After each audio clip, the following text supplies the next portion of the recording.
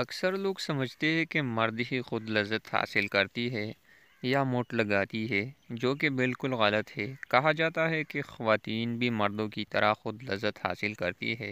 خواتین میں شادی شدہ اور میچور عورت نوجوان اور غیر شادی شدہ لڑکیوں کے مقابلے میں زیادہ خود لذتی کرتی ہے، کیونکہ میچور عورت کی جنسی جذبات نوجوان لڑکیوں کی نسبت زیادہ شدید ہوتا ہے، اور ان کے شوہر وقت نہ ہونے یا روزگار کے سلسلے میں گھر سے دور ہونے کی وجہ سے ان کی ضروریات کے مطابق جنسی فعل نہیں کر پاتی۔ ہمارے ہاں اکثر خواتین اکثر اوقات سوتے میں شلوار یا ٹراؤزر کے اوپر سے ہی اپنی شرمگاہ کو ہاتھ سے دبا کر یا سلا کر یا رگڑ کر جنسی لذت حاصل کرتی ہے۔